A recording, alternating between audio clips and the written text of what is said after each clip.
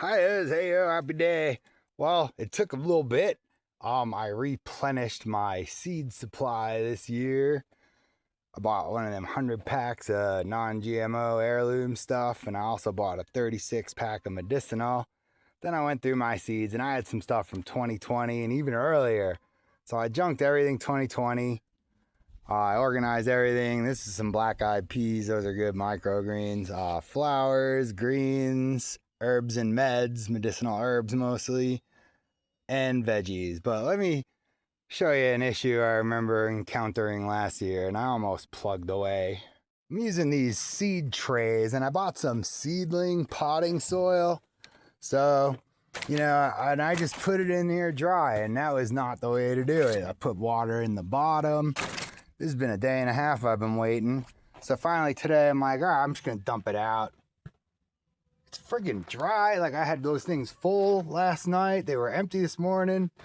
So if you're using that like pot and soil seedling mix, I'd recommend probably stirring it up like I'm gonna do in the wheelbarrow with some water. But yeah, getting seeds going. I always forget, but that's wet dirt. And that's wet dirt in the trays. And then what I'll do from here is bottom water. I'll have to figure out something for those. Those I was gonna do like some flowers just mixed, just to plant in pods around.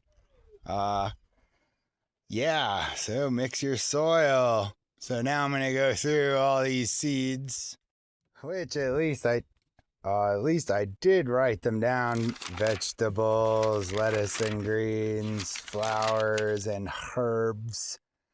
So we'll go through and do that now.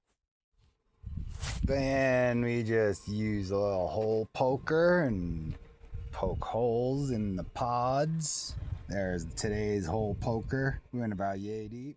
So then when we go back to the notebook and I do this terrible impression of the seed trays and I write what I plant in there, orientation always gets me, but I'll usually plant some familiar ones in some spots so I know who's who, when they are, what they are. All right, next up, sorting the seeds.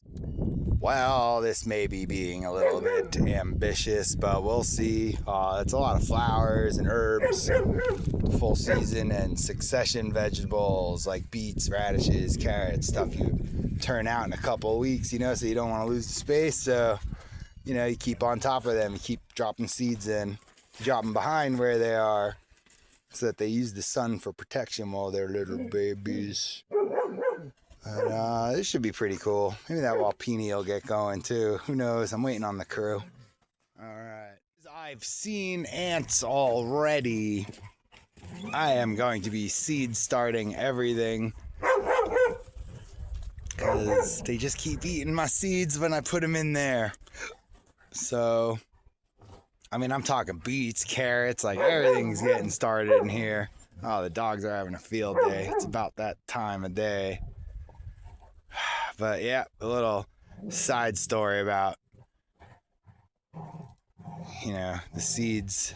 It's been twice now the ants have gotten them. And I know it's ants because in line of where my seeds are, I get ant hills. So that's pretty cute. All right. Well, in the middle of not the middle. I reckon this is probably just the beginning. I saged my tray. Yeah. That's awesome. That's all that's the only part I planted so far. So I saged everyone. Ha! Oh, yo, that's some funniness. All right. Anyway. Aw, guys, they're not ready yet.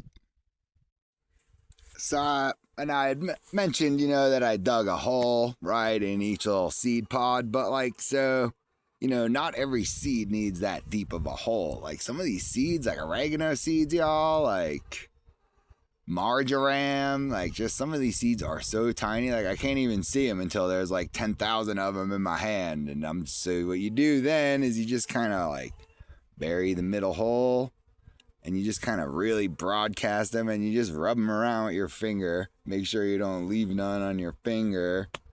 But like, they're super tricky. Like, little tiny herb seeds, some of the lettuce seeds.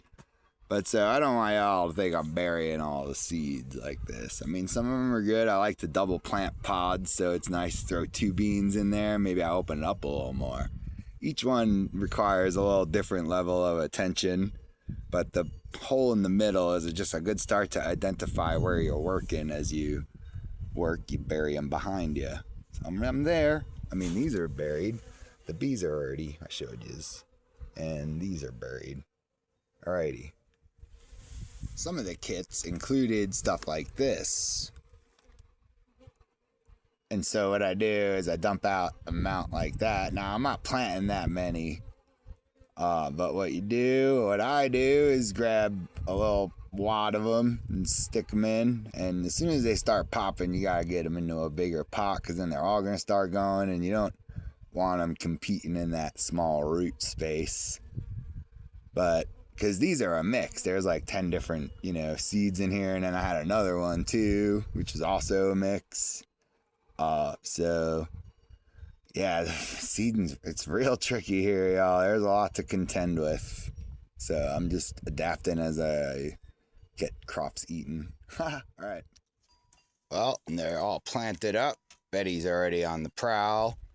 But I got them in the garden bed. I turned that garden bed, amended it with some of the chicken manure compost, and this garden has I have a hardware cloth emporium here, basically trying to keep stuff out.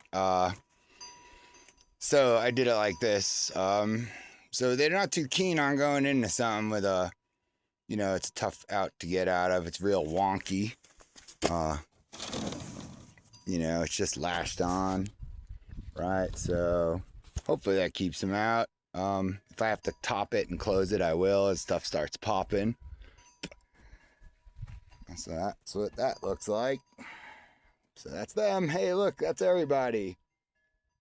And so, like, in here, I got this thing moved from the other side. This is on the west wall, and it was like shading out at 1, 2 o'clock, and stuff can handle that. So I'm gonna rethink that space. But in the meantime, this is a new space, and now I got that whole other space without losing any space. I gained space. My brain just made that hurt.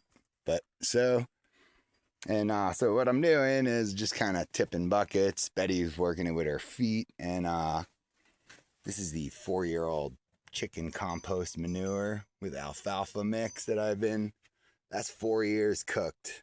That was the bottom of one of the boxes. I had to empty out the one box when I emptied out the old chicken coop to make a new box, and then the one now cooks a year, and then we'll be ready to use that one. But in the meantime, I had a bunch of buckets like this, so turning the soil with that. You don't fertilize much here during the hot, so you want to get it in early. Well, dang, this is probably really long enough, so I hope y'all enjoyed. Stick around. That's the process of doing it here. It's been a few days. I had some visitors, time off, but yep, we're all ready to go. Later.